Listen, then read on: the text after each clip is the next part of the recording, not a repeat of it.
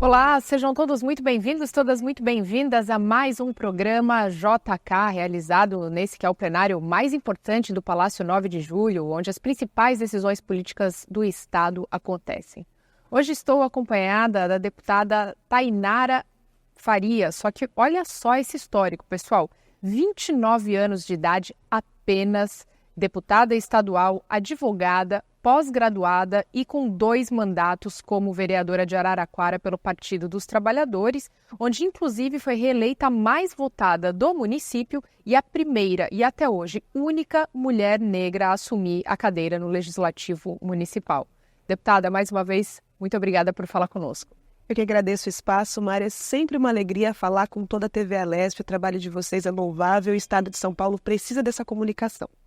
Deputada, nós é que agradecemos. E aí a gente começa falando dessa migração de parlamento para parlamento, de legislativo para legislativo, do municipal para o estadual. Como foi essa trajetória? Quando a Tainara, com 29 anos hoje, eleita deputada estadual, começou a se interessar por política? Mari, primeiro dizer dessa amplitude, né? Eu estava atuando enquanto legisladora numa cidade de 250 mil habitantes e passei a legislar para um estado de mais de 44 milhões, né? Então imagina a dimensão que deu ao nosso trabalho.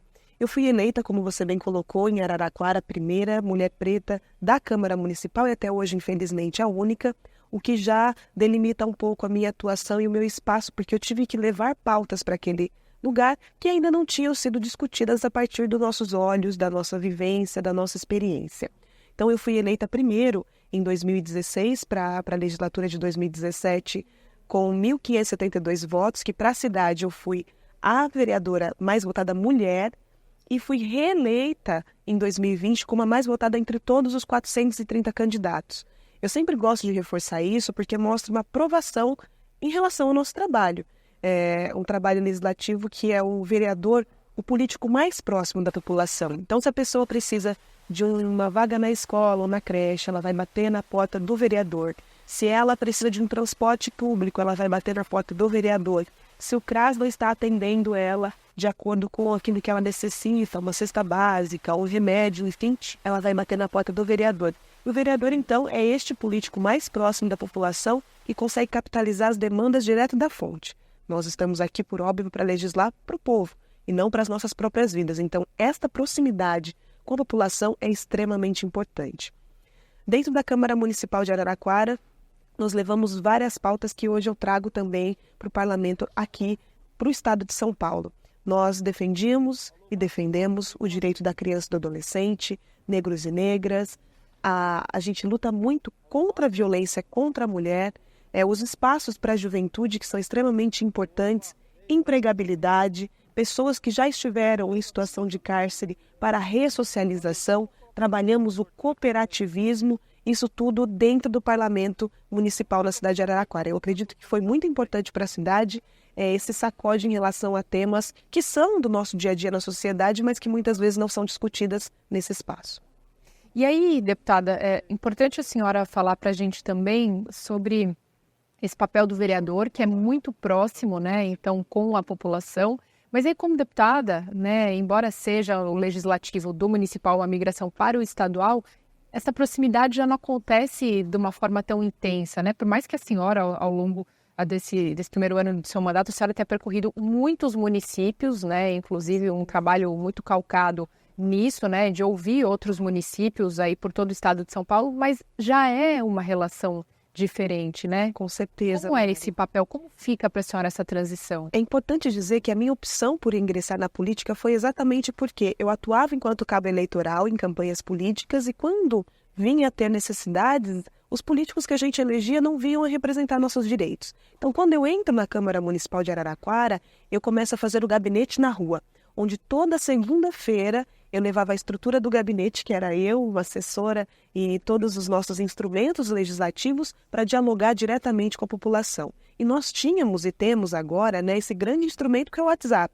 Então eu criei o WhatsApp do mandato, onde também a população não precisava ir até o gabinete ou vir até mim, enquanto parlamentar, para trazer as necessidades. E este instrumento se mantém. Então, hoje, por mais que a gente tenha um afastamento de presença em relação aos 645 municípios do estado de São Paulo, as pessoas continuam tendo esse canal de WhatsApp para dialogar sobre as demandas, as necessidades e chegar de uma maneira mais fácil, mais rápida, inclusive, do que um e-mail, né? Não tem nenhum tipo de burocracia para trazer as demandas até nós. Então, a nossa proximidade com a população sempre foi um pré-requisito da nossa atuação. E a gente tem tentado e tem feito rodadas pelo interior. Porque no dia a dia da Alesp a gente participa das comissões, que a gente vai comentar depois, nós participamos das frentes parlamentares, das sessões extraordinárias para fazer votação, então é meio que impossível me deslocar, por exemplo, para um município de 300 quilômetros de distância aqui da capital.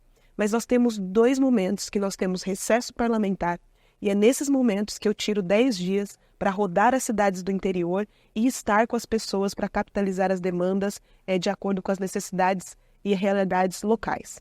Nosso estado de São Paulo, tão grande, a gente não tem às vezes as necessidades da Baixada Santista, por exemplo, que nós temos na macro-região de Ribeirão Preto. Então, as regiões, por serem muito diversas, têm também demandas diversas. Mas nós continuamos muito próximos do povo do estado de São Paulo. E aqui na Assembleia Legislativa, né, a senhora já coordena 3 frentes parlamentares importantes, é membro de outras 2, e aí isso diz muito sobre o trabalho, né, que a senhora realiza aqui, principalmente as pautas do seu mandato. Você já elencou algumas aqui: juventude, mulheres, cooperativismo, essa reintegração também desses egressos, né, do sistema prisional, mas a senhora coordena a Frente Parlamentar pela Defesa do Direito à Permanência Estudantil no Ensino Superior, a Frente Parlamentar pela Defesa dos Direitos das Crianças e Adolescentes, do qual, inclusive, a gente vai comentar sobre um ato que a senhora vai realizar em breve na capital paulista, e mais uma frente que é pela estruturação das delegacias da mulher e acolhimento emergencial da mulher de risco. E aí vamos começar falando sobre essa voltada, então, para os estudantes, né, deputada, que também, como a senhora mesmo disse, juventude e essa pauta da educação são 2 frentes muito importantes do seu mandato também. Sem dúvida nenhuma, Mari. E aí entender a juventude como uma integralidade de direitos e uma diversidade de necessidades também. Então, nesta frente parlamentar, a gente fala sobre o acesso à educação para jovens, mas a gente precisa falar sobre empregabilidade, acesso à cultura, acesso à habitação, enfim. Essa questão foi da proximidade que eu tenho em relação às universidades estaduais, onde muitos alunos conseguem até ingressar com as políticas de cotas, com as políticas de acesso e de ingresso.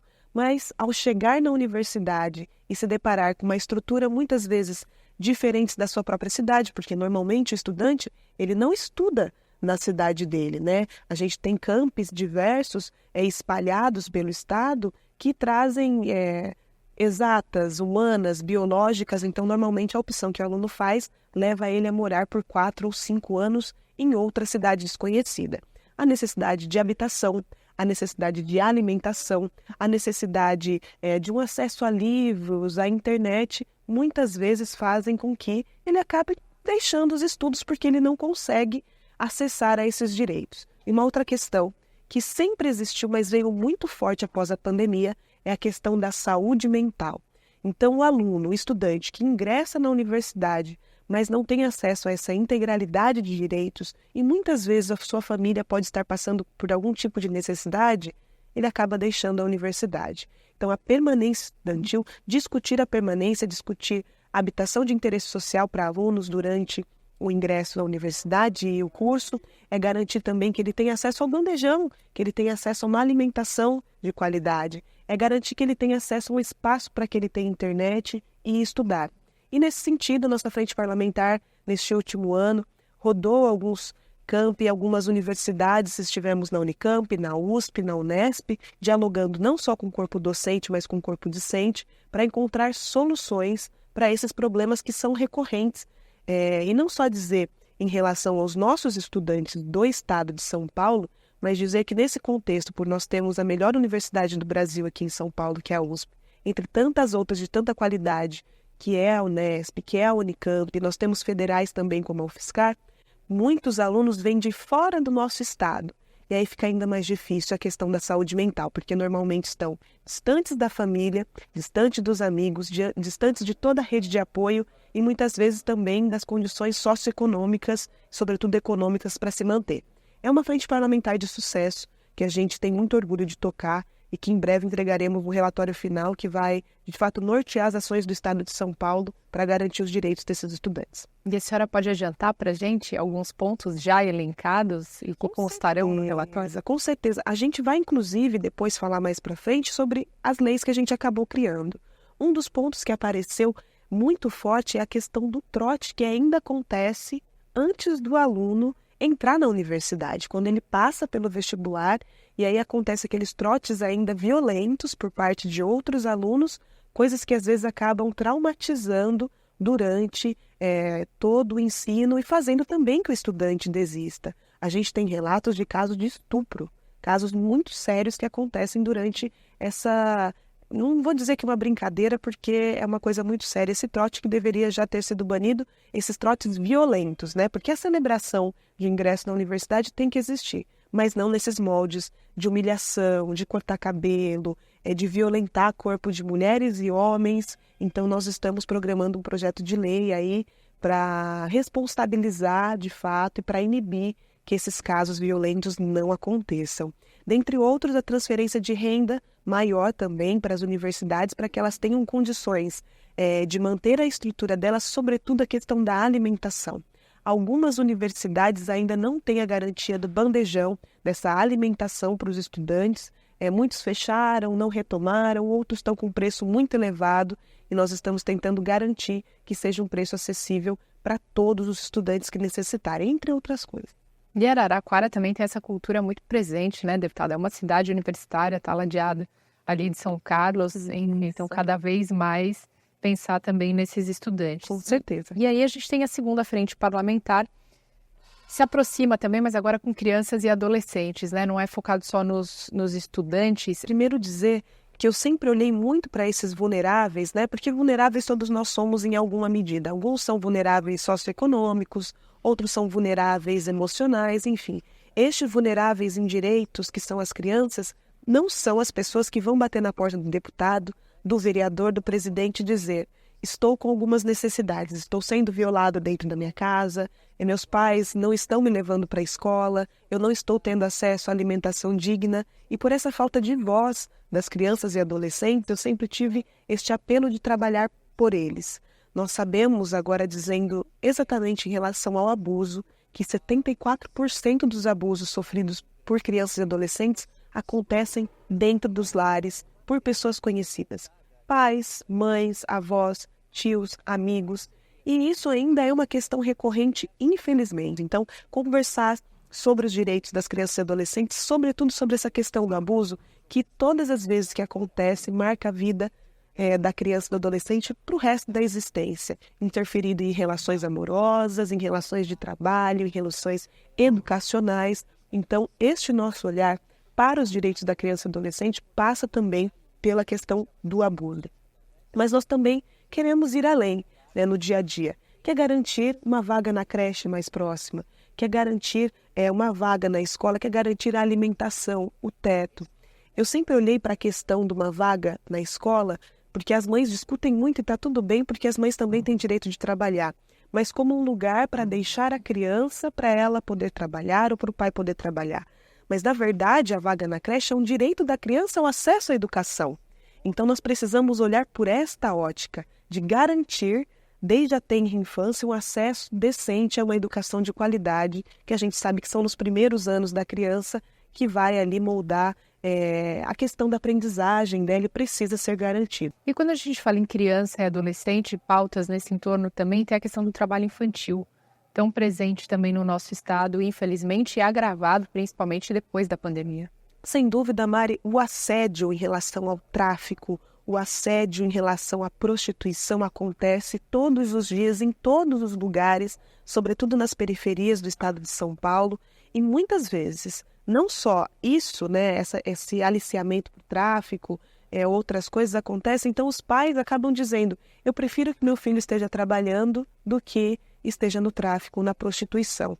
E acaba tirando da escola para trabalhar, eu tenho visto muito em Lava Jato, para trabalhar vendendo guardanapos, vendendo balas no semáforo, tirando completamente o direito da criança e do adolescente de brincar, de estudar, né, de viver a infância e a adolescência como se deve. Então, infelizmente, ainda há essa cultura muito arcaica, desse pensamento dos pais e dos responsáveis em relação, prefiro que esteja trabalhando do que esteja aí no tráfico. E também de uma coisa mais antiga, onde o ECA ainda não estava estabelecido, onde os direitos da criança e do adolescente não estavam delimitando as ações, que os pais falavam, mas eu, com 8 anos, eu ia para a roça, mas eu, com 14 anos, já... Enfim, hoje nós temos leis que regulamentam o trabalho, né?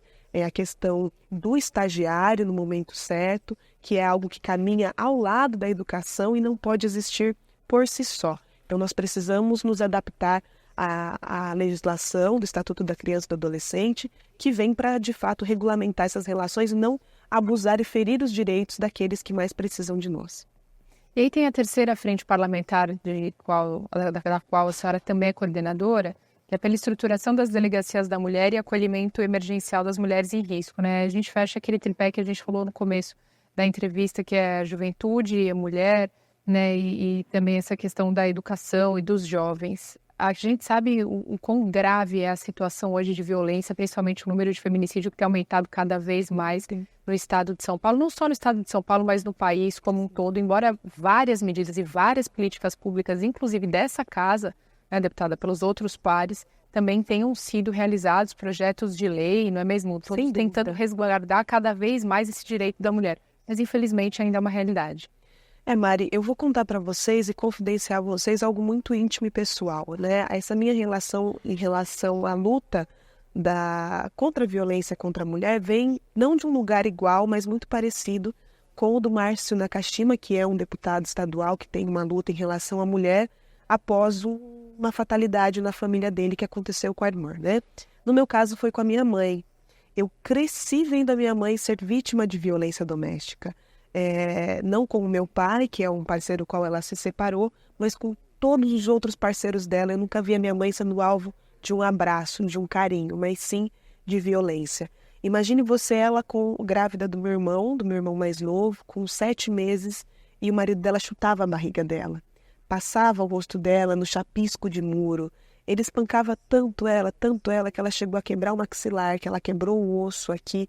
Então eu assisti ao longo da minha vida minha mãe sendo alvo desta violência.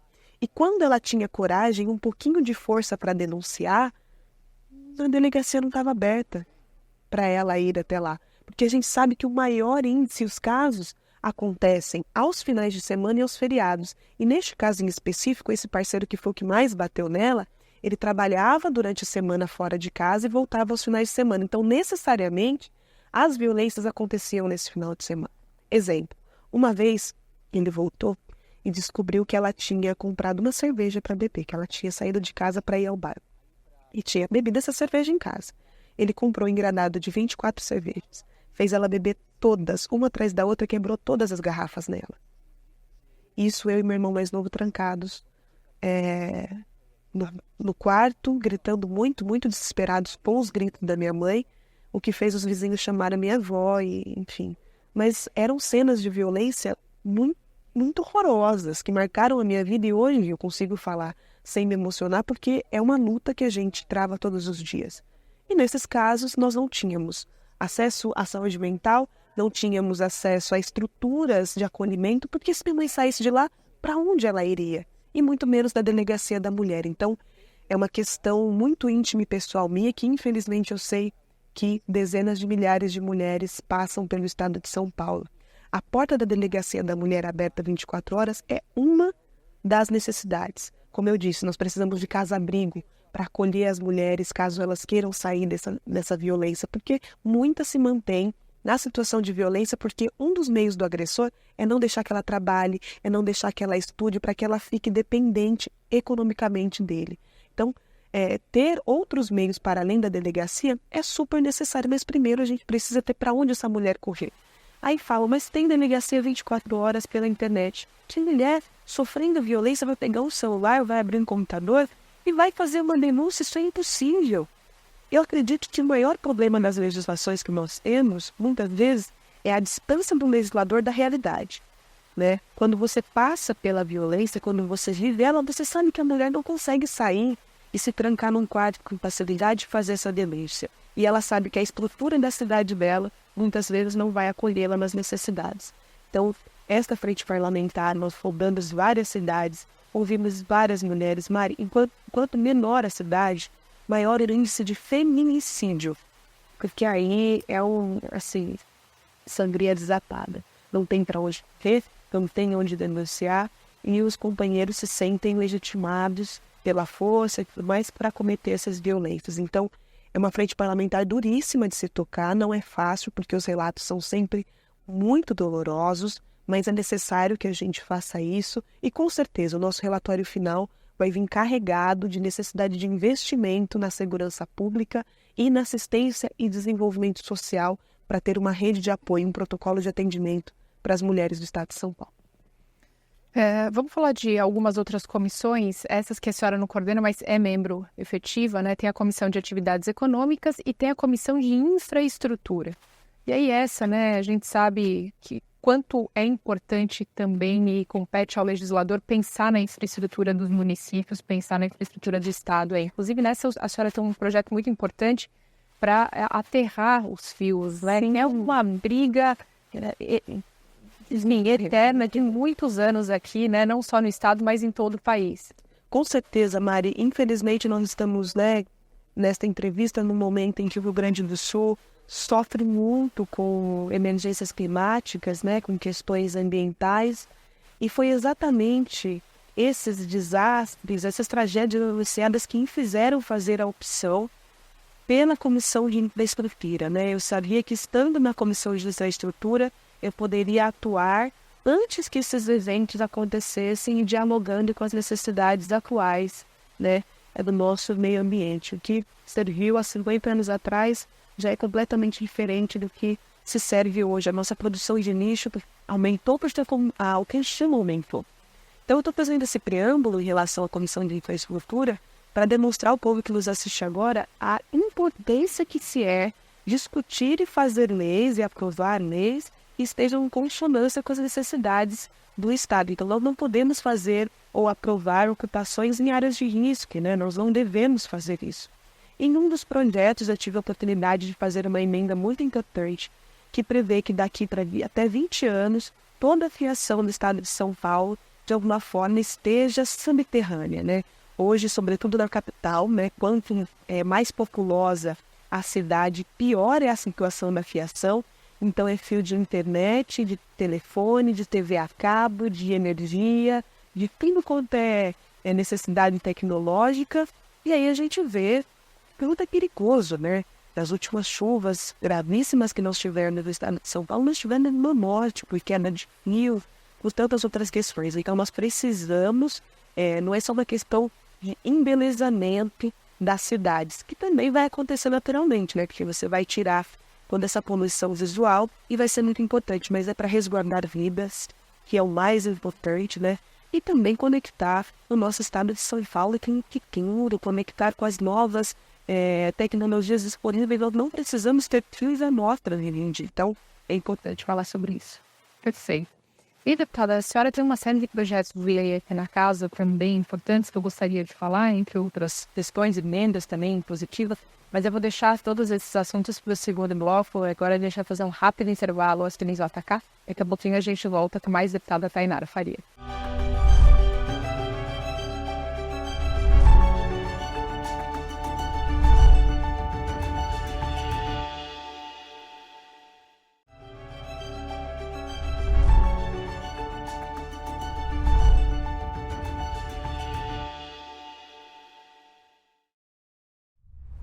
Estamos de volta com o segundo bloco do plenário JK Juscelino Kubitschek, aqui na Assembleia Legislativa do Estado de São Paulo. E no programa de hoje recebemos a deputada Tainara Faria, do Partido dos Trabalhadores. Deputada, mais uma vez, muito obrigada por estar conosco.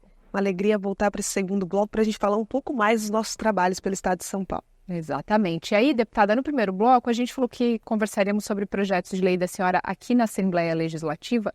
Mas antes é importante a gente dar um passo atrás também, até o começo dessa sua história e trajetória política, que começou na Câmara Municipal de Araraquara, onde a senhora também fez importantes projetos de lei, que inclusive imagino que tenham servido muito como exemplo também para esse seu mandato como deputada. Não tenha dúvida, Mari. Revisitando agora os projetos de lei que nós aprovamos na cidade de Araraquara, eles dialogam muito com a nossa atuação aqui na Assembleia Legislativa. Eu tenho até uma colinha aqui para não esquecer de nada. Então, nós fizemos a Semana de Enfrentamento ao Trabalho Infantil, nós fizemos o Maio Laranja contra o abuso das crianças e adolescentes, abuso sexual. Nós também trouxemos a luta contra o genocídio da mulher negra, nós trouxemos a luta contra a violência política de gênero. Tem várias legislações em relação a isso, mas a que eu mais me orgulho até hoje foi o projeto de lei da reinserção da mulher acima de 45 anos no mercado de trabalho. Quando eu andava nas ruas, à época da minha campanha ainda para vereadora, muitas mulheres reclamavam que não conseguiam mais emprego, que elas queriam trabalhar. Porque muito se engana aqueles que acham que as pessoas querem só uma assistência, uma cesta básica, as pessoas querem a dignidade de ter um trabalho. E ter um trabalho, como a gente comentou no primeiro bloco, muitas vezes é a carta de liberdade para que a mulher saia de uma situação de violência.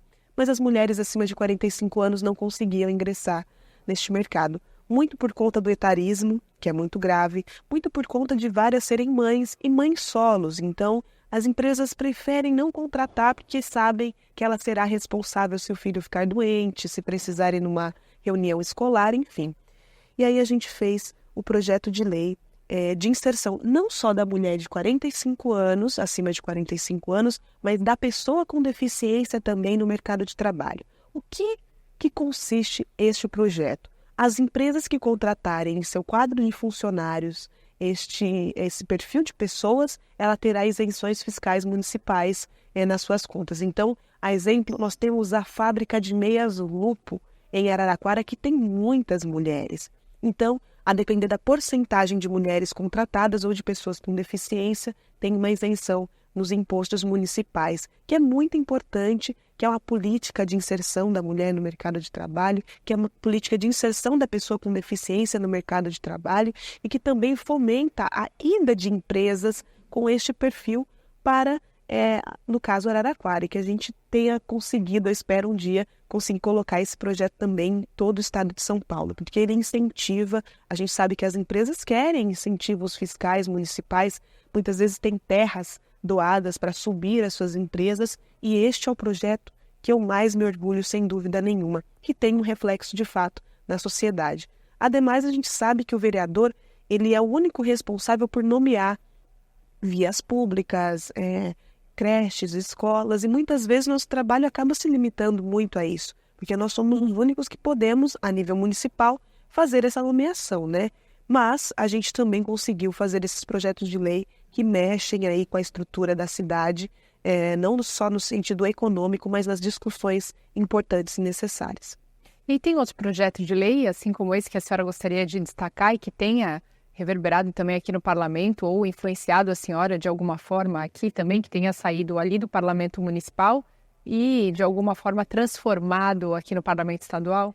Muitos desses, Mari, com certeza viraram nossas frentes parlamentares, né, na nossa atuação diária no mandato e também os nossos posicionamentos da tribuna, né? Então a gente conseguiu dar uma amplitude maior, porque quando eu cheguei no parlamento, você muito bem colocou no primeiro bloco, tem vários deputados fazendo lutas pelas mulheres, pelos jovens, pela questão educacional, então vários outros projetos já haviam sido colocados aqui.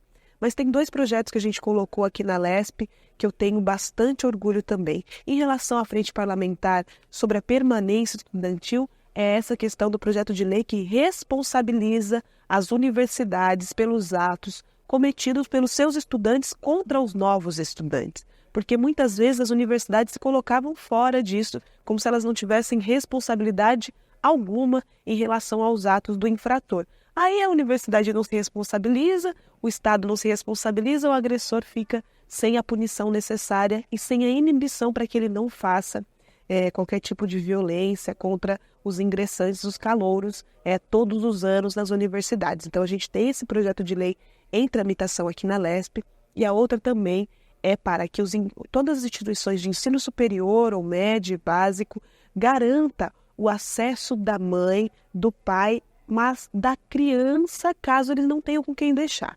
Vamos fazer um recorte da realidade do Brasil.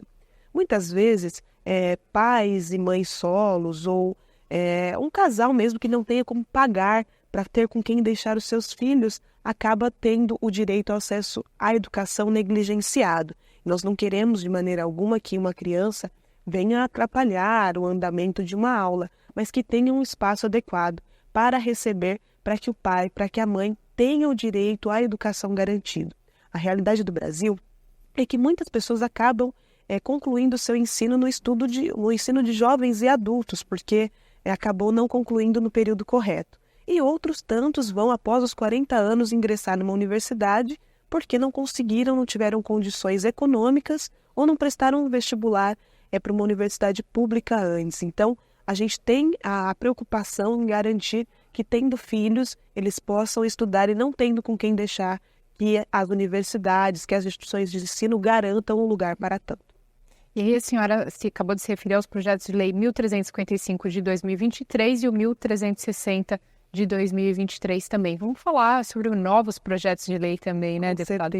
Coisas que a senhora está trabalhando, seu gabinete também, toda a sua equipe, e que pretendem apresentar, quem sabe, ainda esse ano, ou, aliás, perdão, esse semestre ou no próximo semestre desse ano. Com certeza, Mari. A cada dia é uma grande novidade para nós e para a nossa atuação aqui na Assembleia Legislativa, né? Como eu disse, esse mundo nosso dinâmico, tecnológico, digital, muda com uma frequência muito rápida, é muito dinâmico, então outras necessidades acabam aparecendo para a gente. Pelo meu perfil ser esse perfil dos direitos sociais, das causas sociais, os projetos de lei que aparecem para que a gente consiga fomentar sempre estão na pauta social. Então a gente quer, neste semestre, agora no próximo, neste semestre, entregar o resultado dos trabalhos do que a gente fez neste primeiro ano, mas no próximo atuar com muita força na questão social, na distribuição de renda no estado de São Paulo, que é tão importante, no acesso à alimentação, à habitação de interesse social, que nós temos ainda, infelizmente, muitas pessoas em situação de rua. Nós temos no Brasil mais imóveis vazios do que gente morando na rua. Então, a política habitacional precisa mudar e dialogar com essas necessidades. Então, para além do projeto de lei que a gente pode aprovar aqui, nós queremos atuar através da votação do orçamento para garantir recursos para os CRAS, para garantir recursos para as cidades, para que elas consigam atender as pessoas em seus direitos sociais. E nós queremos ampliar o diálogo com as secretarias no estado de São Paulo, para que a política habitacional, para que a política de desenvolvimento social seja mais forte. Eu gosto de falar de assistência e desenvolvimento social, porque a gente não quer só uma assistência pontual naquele momento de necessidade. Então, você acaba dando uma cesta básica para um cidadão que está desempregado. Nós queremos, por óbvio, dar um curso, uma capacitação para esse cidadão, através das políticas estaduais, para que ele tenha condições de se reinserir no mercado de trabalho, de ingressar e ter autonomia. Então, isso não passa só por projetos de lei, mas passa muito pelo diálogo com as secretarias estaduais, porque muitos projetos a gente não pode obrigar o governo do estado a gastar nisso e naquilo outro, mas não só na votação desses recursos para garantir esses programas e esses diálogos também com as secretarias. Nas últimas semanas eu tive a oportunidade de estar em Jaboticabal com os membros da Comissão de Finanças, o Gilmaci, o Marcolino, também o Enio Tato, que estão fazendo um trabalho rodando aí o Estado, e eu fiz questão de publicamente reconhecer esse trabalho, que é a Alesp indo até o povo, né? E também os servidores da Alesp que levam toda a estrutura para que o povo tenha voz e consiga colocar as suas necessidades. E o que é mais interessante é que são diversas cidades da região de onde acontece a audiência que participam e elas trazem pontualmente as necessidades que elas vivem dia a dia.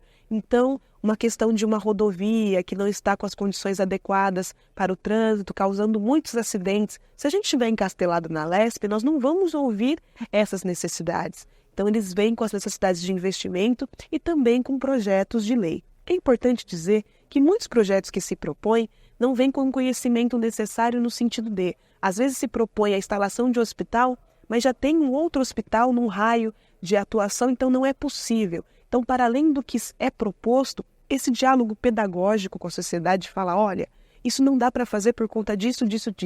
Também é elucidativo, é importantíssimo para que a população não cobre aquilo que não é possível ser feito. A senhora, ao longo desse 1 ano e alguns meses, né, de mandato, destinou mais de 10,9, quase 11, vamos arredondar para 11 milhões aí de reais para diversos municípios, diversas áreas. Também, como vereadora, a senhora teve uma atuação muito importante na destinação aí de emendas, mas aí é especificamente para o município de Araraquara enquanto vereadora, né? Mas foram mais de 8,5 milhões de reais em apenas 6 anos. E quer dizer, se a gente pensar que em apenas a senhora já ultrapassou, né? Já chegou aí a 10,9 como deputada, e sempre valorizando esses municípios pequenos, né? Isso traz um pouco da dimensão do trabalho do vereador. Com certeza, Mari. Enquanto vereadora, era um processo diferente, né? Porque eu precisava passar o chapéu. Então, eu ia na porta dos deputados estaduais ou federais, levava os projetos necessários e conseguia capitalizar a emenda através dessa destinação de recursos. Então, nesses 6 anos como vereadora, esses 8,5 milhões serviram para recapeamento asfáltico, serviram para reforma e ampliação de espaços como creches, escolas, serviram para construção de postos de saúde. Então, foi muito enriquecedor. A amplitude de alcance das emendas é fantástica, mas eu tinha que pedir, agora eu posso mandar. Essa é a diferença, eu não tenho como dizer o quanto é importante, porque o nosso olhar para os municípios pequenos é fundamental. Veja você, uma cidade com 13 mil habitantes, uma cidade com 20 mil habitantes, que temos várias na macro-região de Ribeirão Preto, mas em todo o estado de São Paulo, não tem uma capacidade de arrecadação suficiente para investimento. Muitas vezes o que ela arrecada é apenas suficiente para pagar os funcionários públicos, para manter a estrutura já existente. Então é difícil conseguir, por exemplo, 1 milhão em recursos capitalizados para levantar uma escola, para levantar um posto de saúde, para colocar ali investimentos no desenvolvimento social. Então nós estamos atuando com muita firmeza para mandar recursos para todo o estado de São Paulo, mas focadas nas cidades que não têm uma capacidade de arrecadação grande e acabam sendo esquecidas por alguns parlamentares porque elas não entregam muito voto, porque elas não têm uma capacidade eleitoral, porque tem pouco eleitor, porque tem pouco habitante. Então a gente manda emendas para o interior. Eu falo, às vezes eu mando uma emenda de 100 mil para uma instituição de saúde no interior, e para São Paulo, se eu mandar, seria uma ofensa, porque não tem condição de atender nada. Então aqui em São Paulo é emenda de 500 mil para cima, na capital, para conseguir atender, né, as necessidades. Já no interior, uma emenda de 100 mil, de 200 mil, faz toda a diferença. Em alguns casos, como a infraestrutura, eu não mando emenda pequena também. Por quê? Não dá para fazer nada. Se você manda 100 mil, às vezes você não consegue recapear uma rua. Então, quando é questão de infraestrutura, nós mandamos emendas bem maiores também para conseguir fazer um bom trabalho. Porque não é esmola, porque não é uma caridade, é um direito das cidades de terem capacidade de investimento. E eu estou bastante orgulhosa, pessoalmente falando.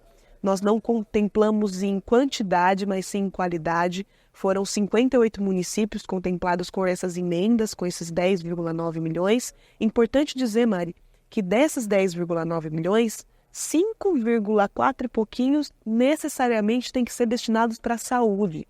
Então fica bloqueado, digamos assim, só para um tema que é tão importante, que é a saúde. Então nós ajudamos muitas santas casas, nós ajudamos muitas APAES, estado afora, e temos feito um trabalho de valorização dos municípios pequenos que estão tendo a capacidade de investimento maior, estão andando de cabeça erguida, porque é dignidade, né? Você conseguir fazer uma obra que a cidade esperava por tanto tempo.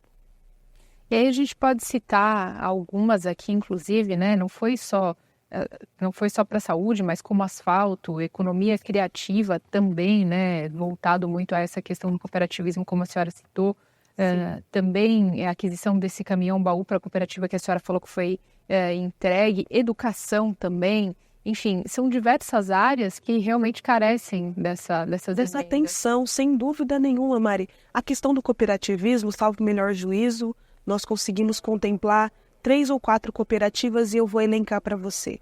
Uma delas é a Morada Car, que é uma cooperativa local de transporte. Ou seja, além de não ter a exploração de uma grande empresa como a Uber, o recurso fica na cidade, é bom para todo mundo, porque os impostos estão pagos na cidade, o dinheiro gira na cidade, então é muito importante. Outra cooperativa que a gente ajudou foi a cooperativa Acácia de materiais recicláveis, que atende em sua maioria mulheres, né, e pessoas egressas do sistema prisional, que fazem a coleta seletiva de 100% da cidade e precisam, de fato, de uma estrutura. Então, mais uma vez, valorizando o trabalhador local, o recurso fica na cidade, os impostos são pagos na cidade e movimenta dessa forma.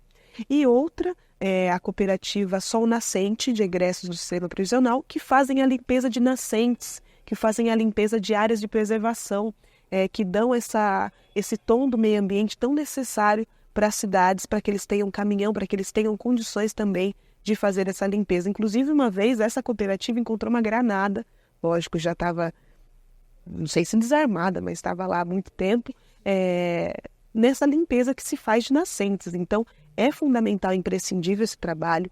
O cooperativismo é uma alternativa à exploração do ser humano enquanto mão de obra aí, né? E dá muito mais possibilidades de emprego, emprega pessoas que muitas vezes são rejeitadas pelo mercado de trabalho formal e que não tiveram outras oportunidades na vida, né? Então a gente está, como eu disse, muito orgulhoso do que conseguimos fazer com as emendas.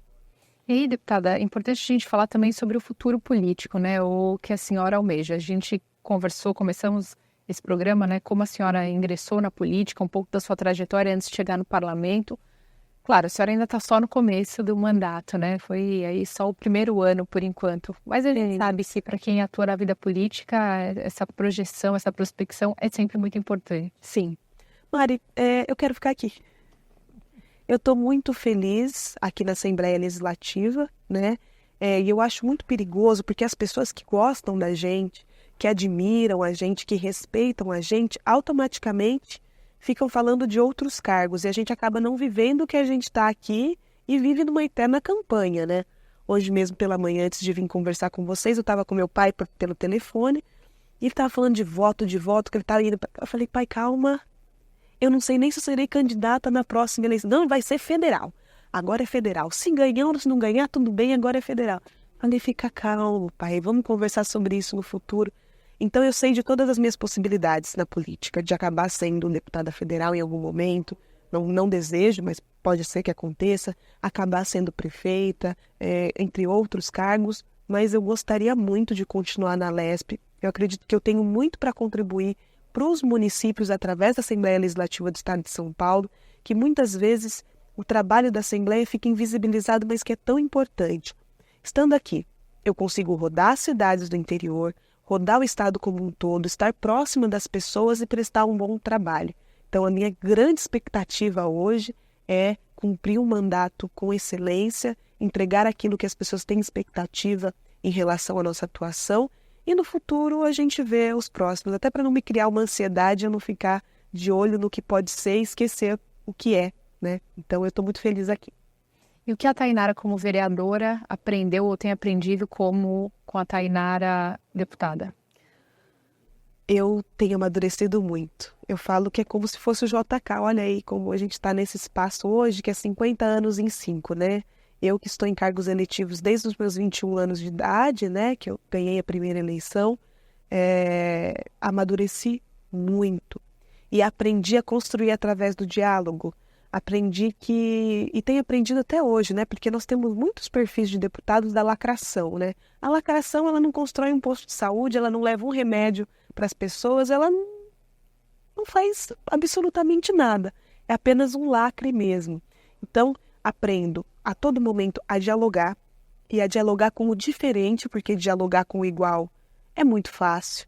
Então eu hoje tento estar próxima de todos os deputados, de todas as forças políticas aqui da Lesp, até porque para aprovar um projeto nós precisamos, né, de outros deputados, e não é uma proximidade por interesse, é uma proximidade por respeito, porque assim como eu represento uma parcela da população, esses outros deputados também representam uma parcela da população de pessoas que pensam diferentes de mim, mas que estão na sociedade, que merecem representação.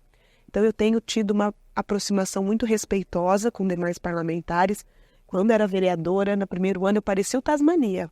Eu saía destruindo tudo que estava na frente, dos lados, e não construir nada nesse primeiro ano, porque tudo depende do diálogo com demais vereadores, no caso, e agora com deputados. Então, eu tenho aprendido a ter maturidade, responsabilidade, respeito ao diferente e também que muitas vezes o like na rede social não muda a vida de absolutamente ninguém e não é o mais importante. Então, tô amadurecendo, Mário.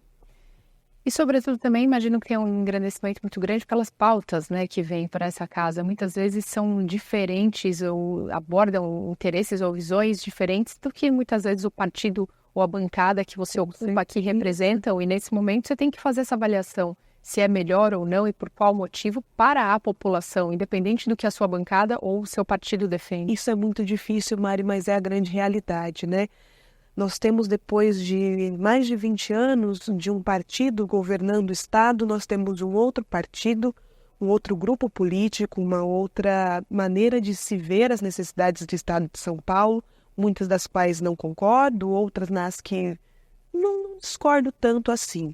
Mas é importante dizer sempre para a população, nós temos um código de ética em todos os partidos, nós nos comprometemos, a partir do momento que a gente se candidata pelo partido X, Y ou Z, a ter uma postura, né?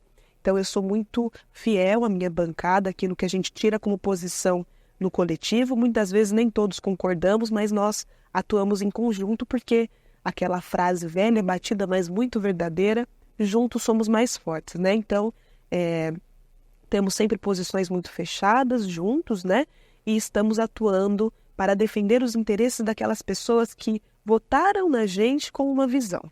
Então, por exemplo, nós de esquerda normalmente somos votados, sim, por pessoas periféricas, por pessoas em situação de vulnerabilidade, por professores, por pessoas pretas, por mulheres feministas, né? Porque nós temos mulheres que não são feministas e cada uma com os seus modos de ver o mundo.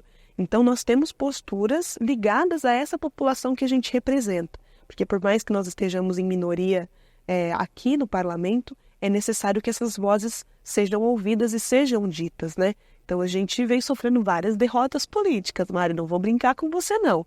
É por ser de esquerda e por estarmos num governo de direita com maioria de pessoas de centro-direita também aqui na Lespe. Mas faz parte da vida, a política é assim e a gente precisa respeitar a opinião divergente, a gente precisa respeitar porque isso é democracia, né? Senão seria autoritarismo. Então, a gente faz o bom combate. Vou contar aqui para vocês, eu tenho uma grande amiga vereadora no Rio de Janeiro, e a gente fica trocando figurinhas sobre várias coisas, né? Tem duas frases que eu aprendi nas últimas semanas em relação a ser de esquerda e ser minoria no parlamento. A luta é grande e a derrota é certa, que é porque a gente luta e sofre derrotas. E a outra é lutamos como nunca e perdemos como sempre, que a gente acaba perdendo também. Vez ou outra a gente tem uma vitória aí, mas a gente sabe que é conta, né? A maioria vence. Então, a gente toca dessa forma. Bem, deputada, gostaria de agradecer demais a sua presença no programa de hoje. Deputada Tainara Faria, do Partido dos Trabalhadores, no programa JK de hoje. Obrigada. Obrigada, Mari. Foi uma delícia conversar esse tempo com você. Espero que todos que nos acompanharam também tenham gostado desse momento conosco, desse bate-papo. E obrigada pelo seu trabalho. O jornalismo é tão importante. E a gente admira e respeita muito o trabalho que vocês desenvolvem aqui na Lespe. Nós é que agradecemos mais uma vez, e a você também agradecemos sempre a sua companhia, seja pela TV ou pela internet. Até o próximo.